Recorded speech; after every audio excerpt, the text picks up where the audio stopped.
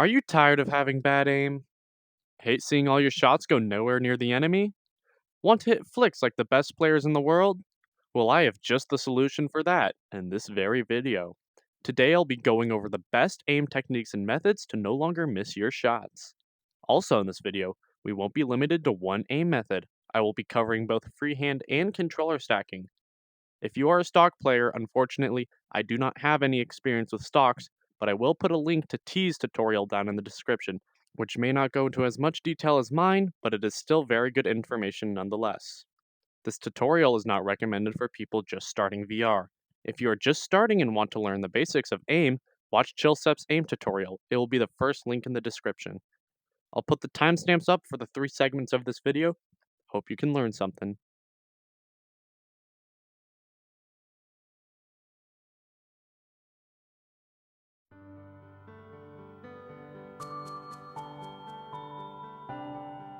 Freehand is the terminology used for VR's most popular aim technique, in which both your hands are separated as if you're using a real gun. This is usually the common method everyone will first use when they start playing VR first-person shooters. In this segment, I'll go over various methods you can use, why you should use them, and ways to improve those skills to be the best. Keep in mind that this tutorial is very advanced, so some parts may be out of your skill set. I will still try to keep this tutorial as beginner-friendly as I can. With that in mind, let's start with the basics. Why you should freehand. Freehanding is the fastest way to aim in VR, but also the most unstable. Other methods like using a physical stock or controller stacking are much more stable at the cost of freedom and speed. Freehand is best used in games with easily controllable recoil, like Veil, Onward, Breachers, and Contractors. While at first it may seem like using other methods is far more beneficial than freehand, it may help you to know that many top players in the previously mentioned games have been freehanders, so don't get discouraged if you feel a stock player or controller stacker is out-aiming you. Also, with freehand, you can use utility much faster compared to other aim methods, which may help more in quicker-paced games where speed counts. To conclude, freehand may be the most generic method to aim, but that doesn't make it weak. There are various different ways to freehand. This includes the base methods of normal freehand, T-Rex, and chin stock, along with the different ways to position those methods. I'll give a brief explanation of the 3. Freehand, holding both your hands out with no support from anything other than your hands. T-Rex, holding your offhand far out and backhand close to your chest under your chin. And chin stock, using your chin to stabilize your backhand. All these methods are very modular and can be paired in different ways, especially when it comes to your own body. Some people have different sizes and proportions compared to others. People with longer arms may prefer their offhand being further out, and people with shorter arms may prefer keeping both hands closer together. I'll try my best to explain the reasoning and effectiveness for these methods, but always keep in mind to try and figure out what works best with your body while maintaining the meta. Before we start with how to practice, I'll need to get you up to date with some of the terminology that's going to be used. Flick up, the motion of going from your hands down to aiming down sights. Flick on, flicking onto targets while already aiming down sights. And tracing, the motion of tracking a moving object with your sights. With that out of the way, I'll start by giving you the best methods to train your aim. Learning to practice your muscle memory will by far be the best possible way to train your aim, as it allows you to cumulatively build up skills over time at a rate that will never cap your skill ceiling off. For VR, there aren't many aim train apps out there, but for those who own contractors, I would highly recommend using Fubar's Aim Trainer. It is the best freehand aim trainer available at the moment. Unfortunately, you must own contractors to use it. If you don't have an available aim trainer to use, these tips will still be universal to practice when shooting at bots or players, preferably in a deathmatch setting where you get more targets to aim at. Aim training at its core is not all that complex. It's a combination of the 3 terms I mentioned earlier being put together and trained. It's best to start off with bigger, slower, and easier targets at first, and slowly increase difficulty over time. With Fubar's Aim Trainer, this is far easier as it allows for complete modularity over what you want to train. A custom aim trainer, basically. Now it's best to focus on the skills you are least proficient at, and improve those equally with all your other skills. There are various different ways and tasks in this aim trainer to do so. I'll go over the 3 best ways to practice your aim. For flick up, I use the reaction trainer, and depending on your skill, you can raise and lower the time targets appear, along with their ranges, size, etc. For flick-on, I use the strafe trainer, which spawns targets depending on the variables you set. For tracing, just simply select the moving targets option and set it to whatever speed you like. I'd also recommend training long strafes at first and micro strafes later on. Make sure not to neglect a balance of long and micro strafes. Another important thing I should mention is to generally try to keep your accuracy above 90%. If you try to go too fast and keep missing, you need to slow down. It may be demoralizing to know you can't hit those fast shots, but over time you'll be able to. One of the hardest things about aim training is keeping a consistent schedule. You don't need to grind for hours a day. I became one of the best freehanders by doing 30 minutes of aim training and 30 minutes of bots or deathmatch every day for half a year straight. All I needed was that half a year, and I was able to pass a lot of the top tier freehanders who have been playing for 3+ years. So remember, a consistent schedule is all you need. Nothing fancy, no PCVR, just practice. Wrist flicking is an important part of aiming that I notice not a lot of people take advantage of. To put it more simply, doing a flick on top of flicking your wrists can increase both speed and stability exponentially. This is not a very beginner-friendly technique as it requires a lot of muscle memory to learn, but it is a skill that most definitely should be learned over time. Speed is important when it comes to freehand, so missing out on any optimizations can hinder your performance. Another thing I get asked a lot is, should I use V-Stock or should I not? This is very important, as V-Stock, which usually will stabilize your aim by adding a third point of contact on your shoulder, is quite the training ability. I think some people prefer no V-Stock because it feels faster. A lot of people, the majority of people I know who play FPS games will prefer V-Stock on, as it is generally far more stable at longer ranges.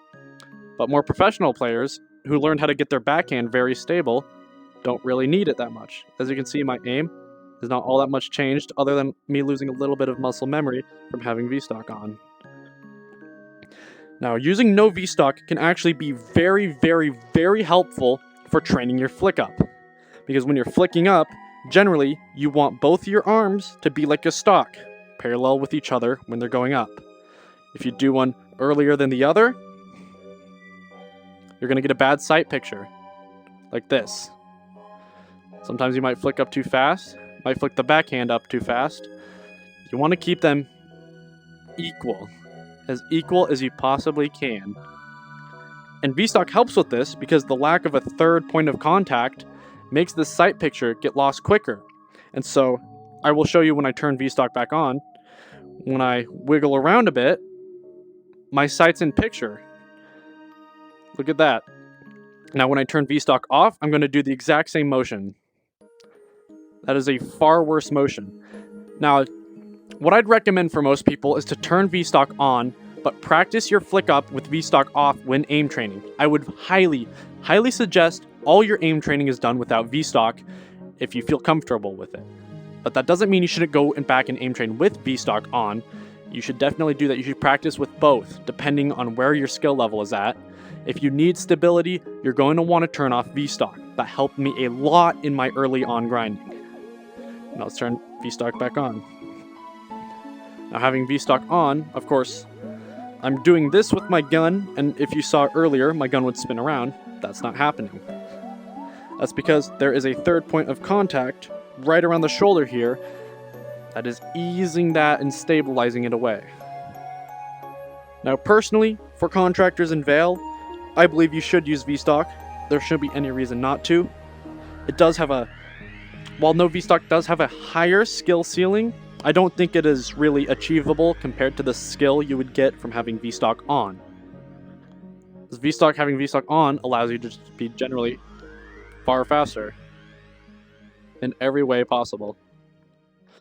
If I turn V-Stock off, I will not have the freedom of being able to move my backhand around as much, and it'll be a tiny bit less stable. I have to stabilize my backhand a bit more, which for the T-Rex or chin stock players will be a lot more beneficial. But I do highly, highly suggest practicing without V-Stock to know what you're doing wrong. Having no V-Stock on will pretty much, even without flick up, if you're just flicking left and right, can still help because it'll tell you how to adapt and what you're doing wrong. It is a very good correctional system. If I flick right here, left hand goes faster than my right hand, or I make any other mistakes, like going up and down, My hands are too stable to purposely make mistakes. But as long as you can notice them yourself without not having V-Stock on, you should be good to go with your practicing.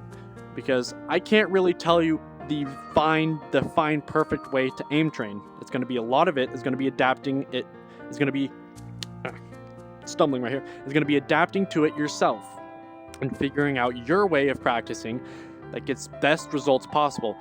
If you feel you've been stonewalled and can't improve no matter how hard you try, it might be important to focus on what your problems are. You can easily tell this by figuring out how other players are killing you in ways you can't kill them, and determine if your flick up might be slow, your flicks are inaccurate, or any other pattern you might notice. If you figure it out, it is best to go back into aim training or against bots and practice that specific skill until you see improvement. And remember, not all improvement is instant and doable in a day's time. It takes weeks to grow consistency before evolving to a new level of skills.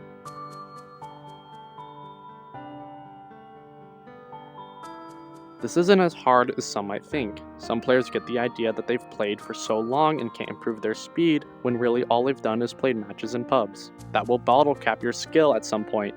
Aim training daily can easily exceed this limit. If you do what I said earlier and start off slow and get faster, over time, you'll begin to notice and be able to do things faster and more consistently. It's that simple. The best way to do this is to try and get a new high score on the previously mentioned 3 core stats every day, or if you are playing against bots, try and calculate your own speeds and accuracy the best you can and take note of your improvement. Now, you don't need to practice every core skill every day. For example, you can practice flicks on one day and tracing another. Aim training is very similar to working out your body, and I would recommend you focus on a specific stat every day. Preferably cycle between flick up, flick on, and tracking. Depending on the game, you may also want to integrate recoil control into that cycle. Some niche techniques for freehand I would recommend for those who have nothing left to learn are flicking up to the ceiling of your sight and aiming down the barrel. I'll start with flicking to the ceiling of your sight, which, as it implies, flicking up to where your sight is at the top of the gun. What this does is reduce the amount of distance you need to flick up, increasing speeds. I would not recommend this to newer players, as the offset and unaligned hands will not be friendly to get better with. Barrel aiming, as the name suggests, aiming down the barrel of your gun, which can be extremely useful in close-range situations. You can also practice it over time and be able to do it at long ranges as seen in this gameplay. I would still highly recommend learning the skill, as it can be very helpful for the barrel-to-barrel engagements where you are practically inside the enemy, or you need to do a 180 flick. Now, to practice this, it's best to use a gun with a suppressor or long barrel, as that helps with gaining the muscle memory to be able to use shorter barrel guns. It's quite a simple skill to learn, just shoot targets or bots with it and try to learn your gun's alignment. Practicing aim with the barrel can also help your normal aim by helping visualize your gun's position and stability.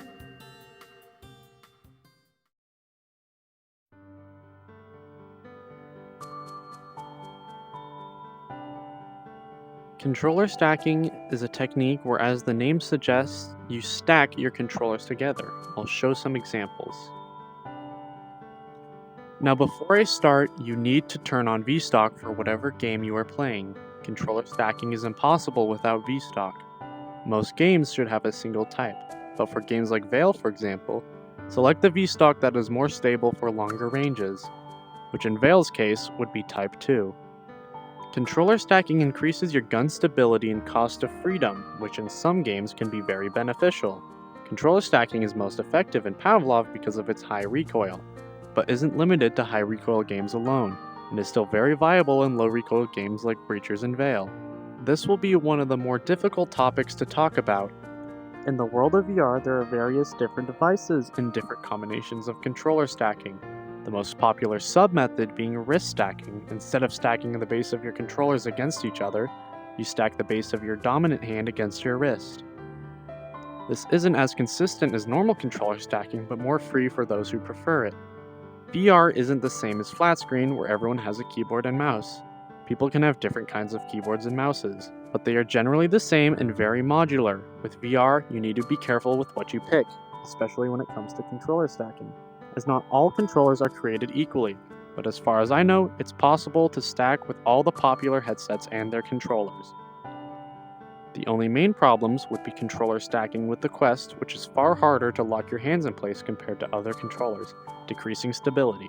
The Quest 2 has rings, so it is still able to be stably locked in place, but the Quest 3 is very light and loose. I've talked to a few players about this, and they say they dislike controller stacking on Quest 3, which if you do, you're in luck because I have a method that will solve your problems. By simply removing the battery compartment, you can increase that stability and speed by a lot. This may vary depending on your hand's size and grip, but any chance to help should be taken. And for Pavlov players on Index, I would highly recommend, if possible, stacking a Vive wand with an Index controller. A method that I think may be outdated since the last update due to binding changes, but was used by two of Pavlov's best players, Chillstep and Vision. Allowing more ability to lock the controllers means better consistency over time. But it's not necessary, as you can still become just as good with normal Index controllers, as proven by Sphinx and Chuma, who had better aim than the both. Before we move on, I would like to point out again, these are mostly preferences and not a direct guide. You can mix and match whatever you feel is most comfortable, as my experiences are based off my grip and hand size. Similar to Freehand, you're going to want to start slow and accurate and improve your speeds over time. Do not try to overachieve your speed or you will end up becoming inconsistent and unstable. A slow and consistent headshot is always better than a fast and inconsistent headshot. The best way to practice this is going slow to kill fast. Now what I mean by that is a slow aimed headshot will always kill faster than a fast flick up body shot. You can have the fastest body shot flick up ever and still not beat a person who takes the time to line up a headshot before your body shots hit them. There are various ways to try and practice this. The two best ways I personally would recommend to practice this are the Chuma and Sphinx technique, both of which may vary depending on your skill level. The way Sphinx aimed was keeping his gun head level and accelerating towards the enemy and decelerating while closing in, to make an easing action on the enemy. This method is very useful as it doesn't require insane skill to learn, along with being a very beginner-friendly technique. The other method is what I would call the Chuma technique, a technique I would not recommend for beginner players. Chuma would aim at body level and flick up to head level, which takes a lot more practice and precision to get used to, but is far more beneficial than what Sphinx did, as it accounts for what I was talking about earlier in the freehand section on how not all player models are the same height. For Pavlov specifically, your height in game is dependent on your height in real life, so using this technique can negate the randomness of holding a head level peak. I would recommend learning both these skills as they can not only help for getting kills but having more consistent aim training and practice, which can boost your skills exponentially. If you do not have PCVR or an aim trainer on Quest, I would recommend skipping to this timestamp as this information will not be viable to you. For those who have PCVR, I would highly recommend getting Sphinx Aim World 2. It is currently the best aim trainer available for controller stacking and stock players. I'll try to give a brief run through on the best ways to aim train using this map or any other aim train map with similar tasks, and which tasks you should use and ignore. Should be used early on to build general muscle memory and strength to get used to aim training and visualizing your skill level. It should never be used as a general way of practice towards end level as it does not provide any benefits with the unchangeable target sizes. Spider shot is very important and should be used to practice your flicks. One tip I will give for this task is to not try to flick very fast, as I said earlier, go slow to kill fast. Good for flicking onto moving objects, a very important skill to have, especially to counter fast-moving players. A good microshot can be far more beneficial than you might think. I'll show some clips of what a good microshot can look like.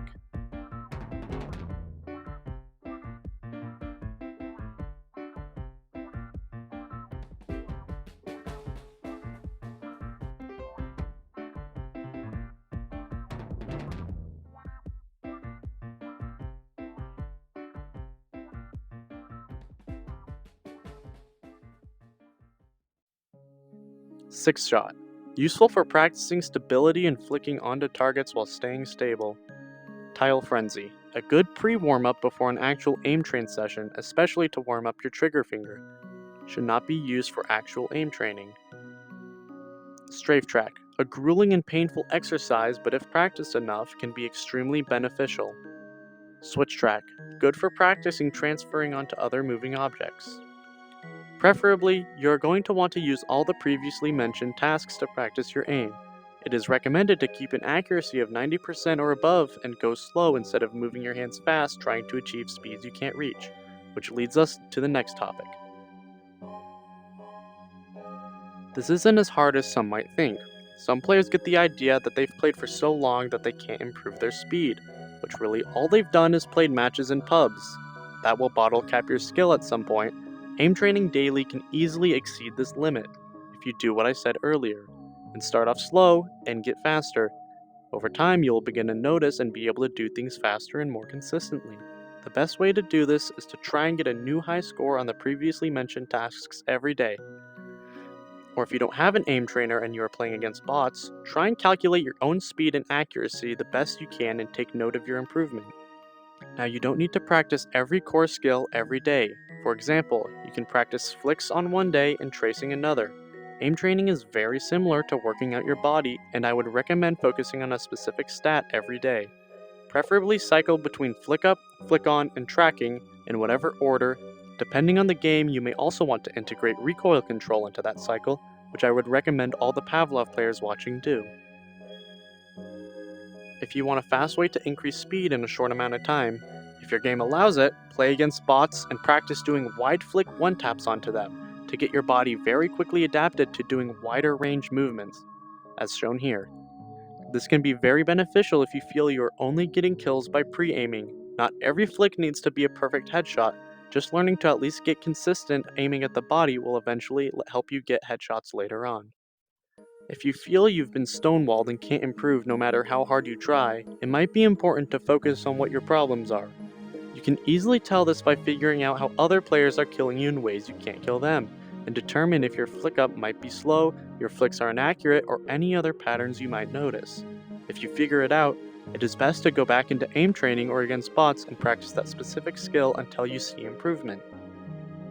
And remember, not all improvement is instant and doable in a day's time. It takes weeks to grow consistency before evolving to a new level of skill. The last thing I would like to talk about before ending the segment is how to master a good flick up. For a good flick up, you will want to start off by holding your controllers tightly and tensing your muscles. Not doing this could lead to bouncy and inaccurate flicks. Another tip I would give is to flick outwards instead of upwards. This might be hard to get used to, but it can negate the bounce of your gun, and for high recoil games can make going into the spray a lot easier. And also, don't forget to widen your shoulders and keep your arms away from sliding against your ribs, causing friction. And finally, lock your elbows in place when flicking for better consistency.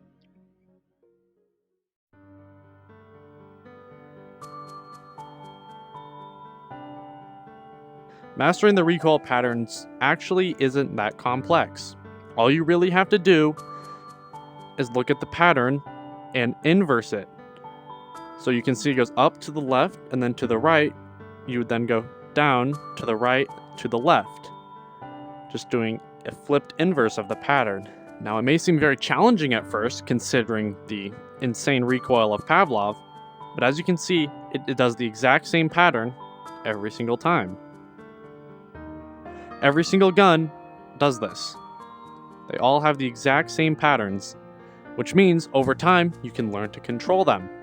Now the best way to do this would obviously be controller stacking. If you freehand, you're never going to be able to pull down both hands consistently at the same time and learn how to control the recoil patterns. Now the best way I would recommend to master this is to just spend multiple minutes, maybe even hours a day, shooting a wall and just trying to learn every single bullet day after day.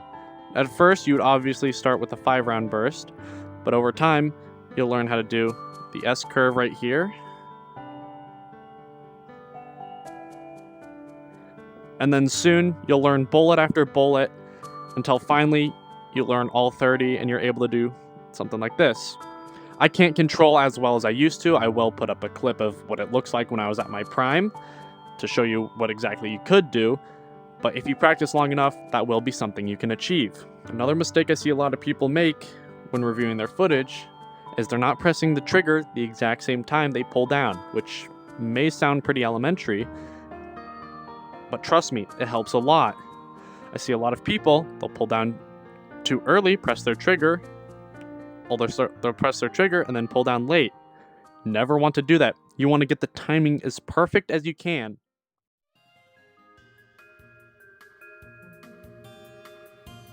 Alright, so one of the skills I get asked a lot about is my blind firing. and how I do it so well and effectively to the point where I'm able to kill people really quickly and really easily with it.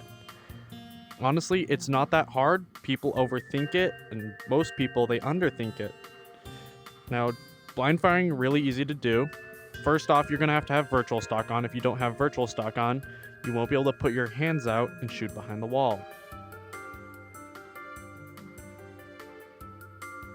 You'd have to put both your hands out further, making blind firing really ineffective. So for anyone who doesn't use virtual stock, I would not recommend blind firing.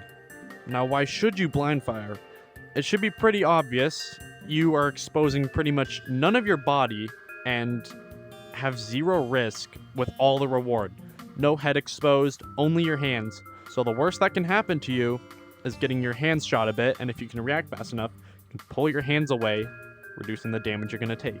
Blind firing is also a really good suppression technique and really good for getting the enemy's attention. But you can also bait out information for your teammates to have them push while you keep the enemy's attention. That's probably the easiest way you can utilize blind firing that doesn't require learning complex geometry lineups. Now there's a couple of techniques, but I already pretty much show them to you. The two main ways of doing it are over the head, which is where you want to put both your hands parallel to each other, the backhand, angle it up a bit, and shoot downwards. With V-stock on, you should be able to have full mobility of where your bullets are going. Now the other way to do it is to put your hands out to the right, which if you extend both your hands out, it's going to point this way. So bring your dominant hand back towards the left, kind of like you're shooting a bow and arrow to the side. It takes a little bit of practice, but you'll usually get used to the muscle memory, and you can do things like this really fast. Well, there you have it. All the information I've learned over the years crammed into one video best I could. Hope you learned something, and if you need any help, don't be scared to shoot me a DM as I will be responding to all of them until February 23rd, my final day.